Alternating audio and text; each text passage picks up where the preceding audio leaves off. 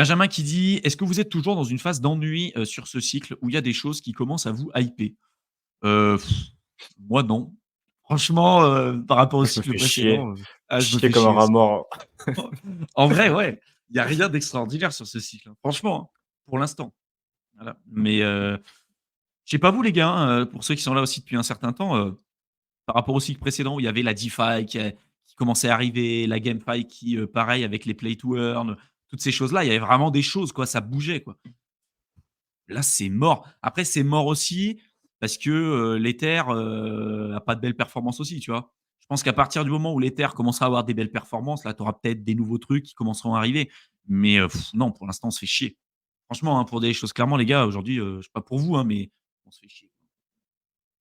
Ouais et puis surtout, ce qui se passe, c'est quand il y a pas de nouvelles excitantes, qu'il y a pas de nouveaux projets, que les prix pumpent pas, en final, il y a aussi ce côté sur les réseaux sociaux, notamment sur le crypto Twitter, que ça soit francophone ou anglophone, où au final, tous les influenceurs crypto.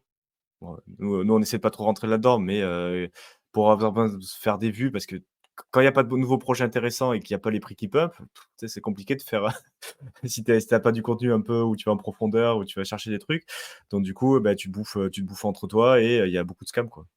Mmh. Donc il y a ça aussi, ce côté un peu délétère de l'écosystème où au final, pour faire du buzz, pour parler de trucs, beh, les gens se bouffent entre eux. Donc on se fait un peu chier par rapport à ça aussi, tu vois? Pas mal de scams qui passent, ZachXBT, celui qui fait les investigations en ligne, le plus gros compte là, il tourne à plein régime parce que ça scam de partout. Donc quand tu pas de projet, que c'est les prix pumpent pas, les gens ils trouvent quand même moyen de faire des sous, tu vois? Donc Ah mais bah, ils bon, c'est scamment, pas forcément, ils donc scamment. les gens se scamment la gueule, les commus se scamment la gueule entre eux, c'est du même coin, en vois-tu, en voilà. Donc ouais, il y a en plus ce côté-là. Donc non seulement tu des trucs un peu sérieux, tu pas forcément de trucs révolutionnaires, même s'il y a des évolutions qui sont intéressantes. Au niveau des prix, pour, 90 des altcoins, du coup, des certaines niches de marché, si tu as vu ça comme, beh, certains secteurs où tu as pu investir avant, à part l'IA qui est un peu pumpé, bon, qui s'est pris une bonne correction dans la gueule aussi, qui est en train de remonter un petit peu. Mais, en gros, voilà, tu as pas grand chose à te mettre sous la dent et en plus, quand tu as des nouvelles comme ça qui arrêtent pas de passer, bon, tu dis: «Bon, oui, OK, OK, on attend, de toute façon, ça sert à rien de s'affoler». Mais c'est vrai on est carrément dans une phase d'ennui parce que, ouais, tu pas faut attendre et c'est vrai qu'on continue d'être là à faire des choses comme ça, mais, potentiellement, avant 2025, pour un investisseur, lambda retail qui a déjà ses positions et sur des grosses cryptos, tu fermes tout, tu attends, quoi. Tu même pas besoin de tu vois, c'est un peu ça, tu vois? Tu pas besoin de te mettre la rate au courbouillon, essayer de suivre ce qui va se passer et tout. Là, il faut attendre, hein. Grosso modo, si tu as déjà les positions, que tu es rentré à des bons prix, si tu as plus forcément de liquidité en plus, il y a pas grand chose d'autre à faire qu'attendre que ça se retourne, qu'on arrive sur le vrai bull market avec la alt season, avec tout ce qui va bien.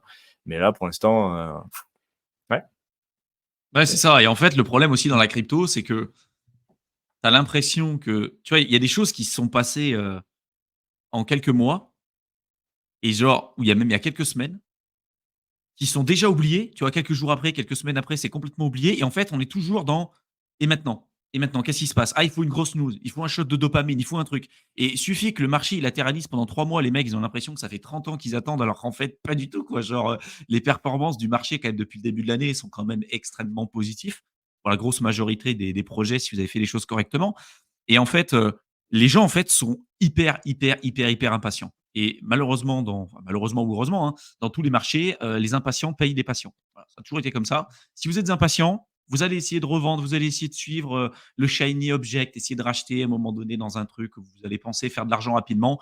Vous allez vous faire rincer, vous allez revenir aux fondamentaux, sauf que les fondamentaux après ils ont pris fois 3 fois 4 et vous allez pas vendre parce que vous pensiez revendre à un moment donné, pour faire du life changing et vous avez racheté le top de certains projets. Vous allez vous retrouver encore avec la patate chaude pendant 3 ans et demi en bear market. Et en général, ça se passe toujours comme ça.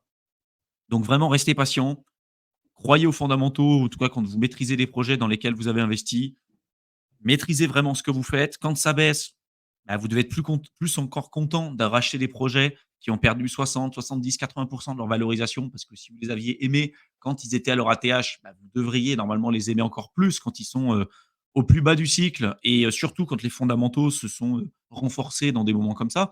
Voilà, c'est comme ça que vous devez réfléchir. Et je le répète, mais c'est ce qu'on vous enseigne dans Crypto Investisseur et ensuite plus loin dans le programme d'accompagnement où on vous présente ce qu'on fait avec Mickaël à l'instant T. Donc vraiment, si vous avez aussi aujourd'hui la volonté de devenir autonome, de gérer votre propre portefeuille, de plus dépendre d'une tierce personne pour savoir quoi faire, comment le faire et tout, et de plus dépendre de ce que vont dire les gens sur les réseaux sociaux qui ont tous, qu'on le veuille ou non, des biais cognitifs, formez-vous. Voilà, formez-vous, apprenez à devenir autonome.